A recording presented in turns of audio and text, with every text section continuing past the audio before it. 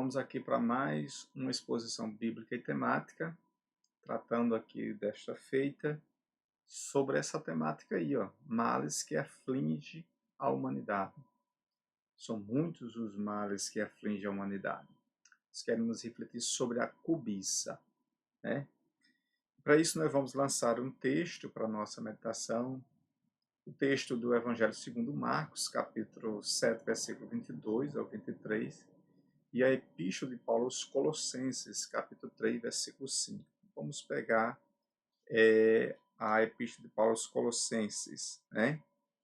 É uma das epístolas de Paulo que foi escrito na prisão, né? Capítulo 3, versículo 5.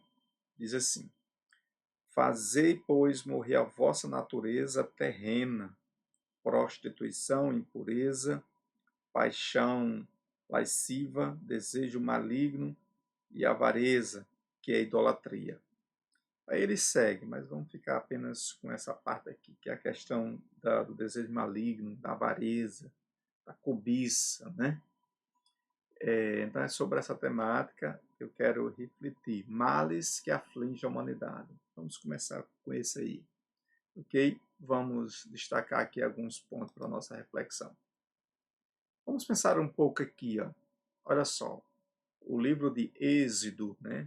Êxodo, capítulo 20, versículo 17. Não cobiçarás a casa do teu próximo, não cobiçarás a mulher do teu próximo, nem o seu servo, nem a sua serva, nem o seu boi, nem o seu jumento, nem a coisa alguma do teu próximo. É um texto realmente bastante exortativo quando se refere à questão da cobiça, né? É um dos mandamentos. Então, com base em alguns textos das páginas, tanto veterotestamentário quanto neotestamentária, Antigo e Novo Testamento, nós queremos destacar alguns ensinamentos sobre a cobiça para a nossa reflexão. Vamos aqui. Vamos definir aqui, definindo o que vem a ser cobiça, né? Champlin, né? Diz: a cobiça pode ser definida como desejo desordenado de adquirir coisa. É por isso que o texto diz assim, né? Desejo maligno e avareza, que é a idolatria. Então, desejar algo para você conquistar pelos seus próprios méritos, não tem nenhum problema. O problema é quando você começa a desejar algo que não é seu, né? Então, a cobiça, segundo Champlin, aí, ó, definida como desejo desordenado de adquirir coisas, posição social de forma descontrolada, né? Nós vimos hoje muitos exemplos em várias dimensões da vida humana. Nós podemos citar na vida sexual, na vida profissional, o que falar na vida política, né? Esse desejo descontrolado, desorientado das pessoas galgar posição e, por incrível que pareça, também não era para acontecer, mas acontece também na seara eclesiástica.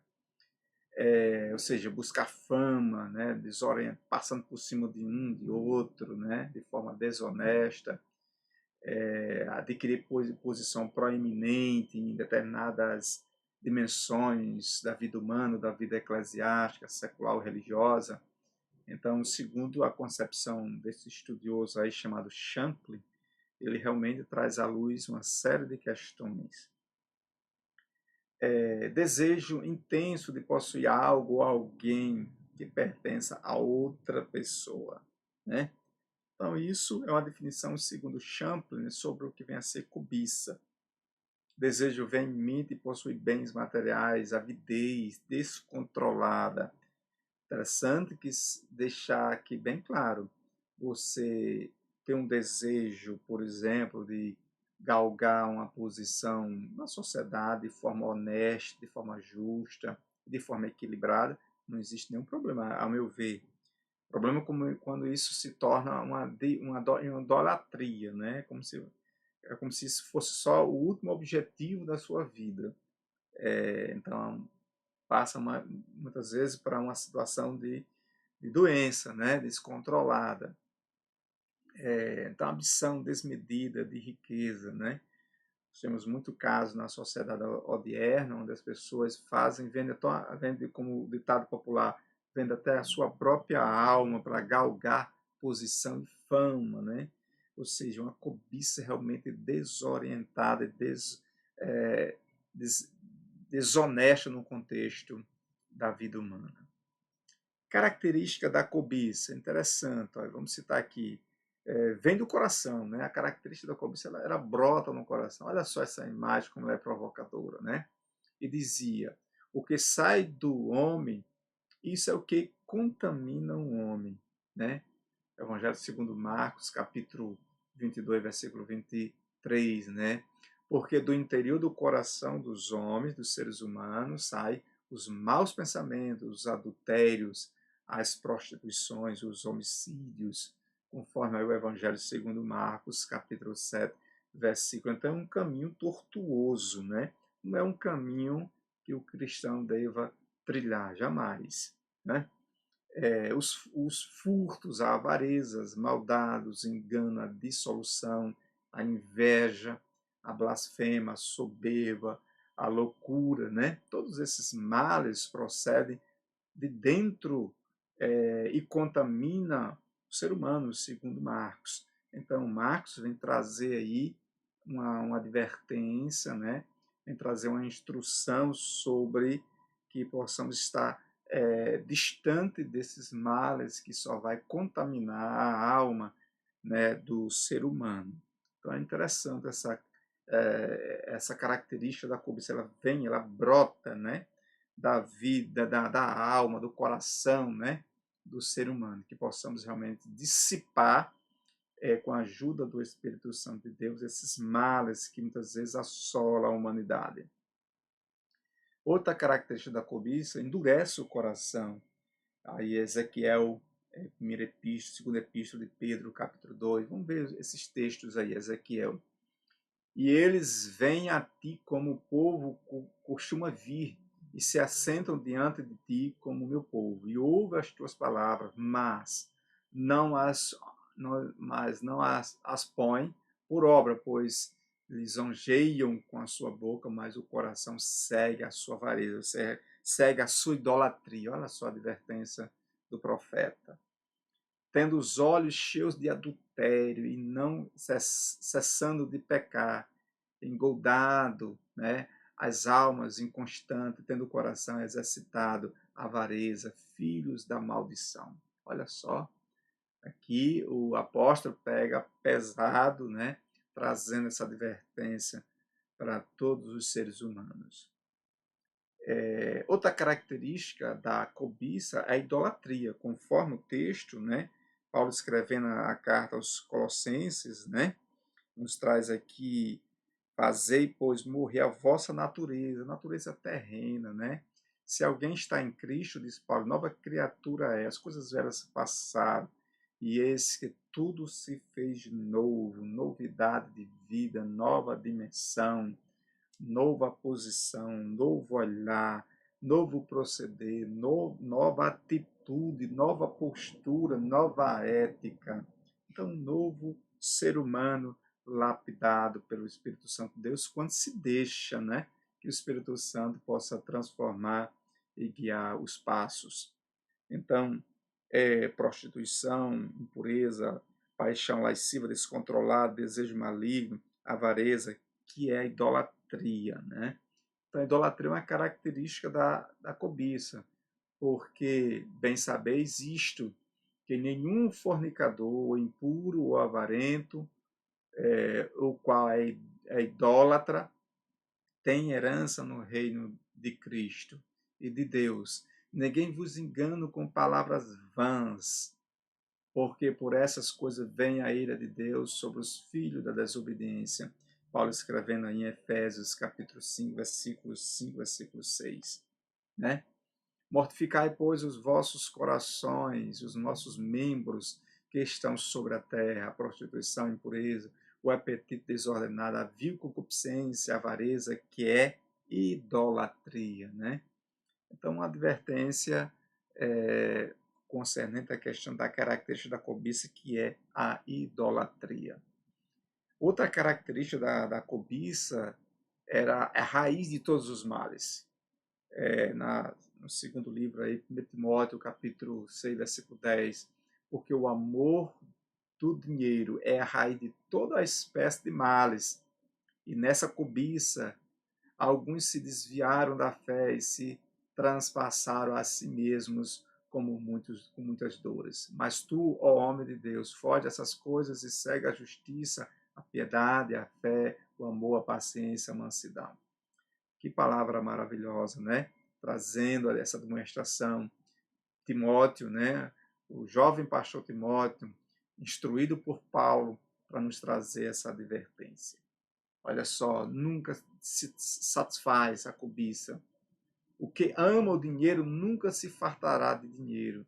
E quem ama a abundância nunca se fartará da renda. Também isso é vaidade. Então, tudo debaixo do sol é vaidade.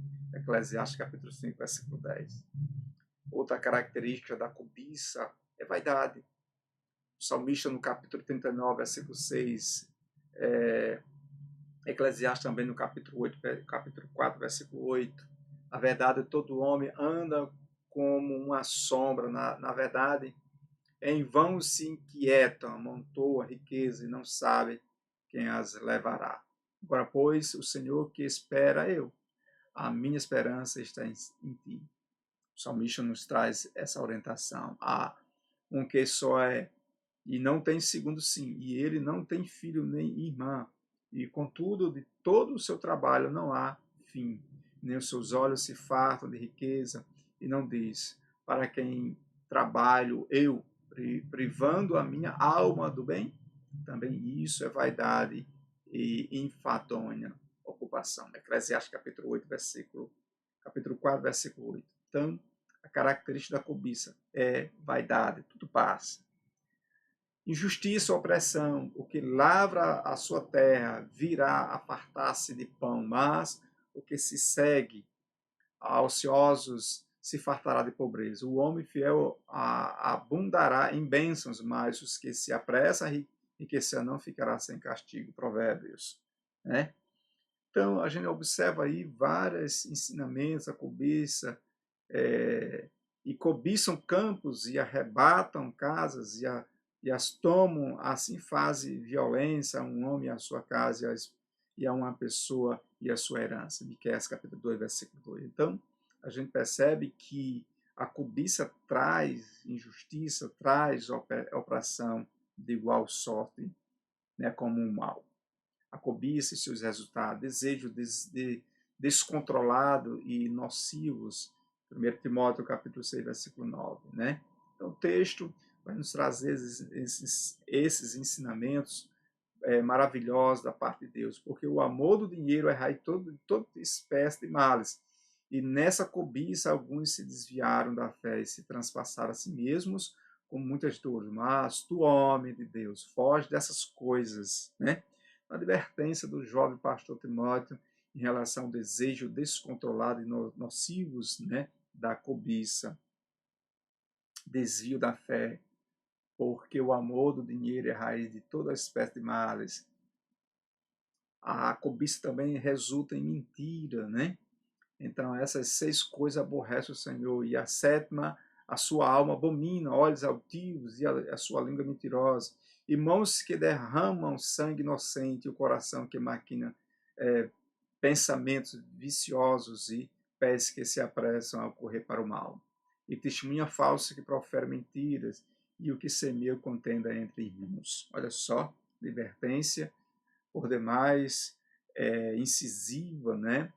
E exortativa para toda a comunidade cristã e para todo o ser humano. Pobreza, cobiça traz pobreza, né? Aquele que tem olho mau corre atrás das riquezas, mas não sabem que há de vir sobre ele a pobreza, né? Traz misérias, né? Porque o amor do dinheiro é raiz de todos os tipos de espécies de males, né? Algumas recomendações para superar a cobiça. Primeiro, ter contentamento com o que é nosso, dado por Deus, né? Então, observe o exemplo do profeta João Batista, né? O exemplo do profeta João Batista é algo extraordinário. João Batista, né, quando ouviu falar de Jesus, ele mesmo se diminuiu perante a grandeza de Cristo Jesus. Então, teve contentamento com aquilo que ele realmente tinha da parte de Deus, né? Não deixou realmente a sua função de um grande profeta de Deus subir a cabeça, mas com humildade reconheceu que existia aquele que seria maior do que ele e que ele não era digno de amarrar as alparcas é, dos seus pés. Então a gente observa que nas páginas bíblicas, a exemplo do profeta João Batista, né? João Batista afirmava com muita clareza, com muita propriedade, que, na verdade, Jesus era maior do que ele e que ele reconhecia que ele diminuísse e Cristo realmente cada vez mais se fosse exaltado. Então ele não subiu a soberba, a cobiça, né, pela posição.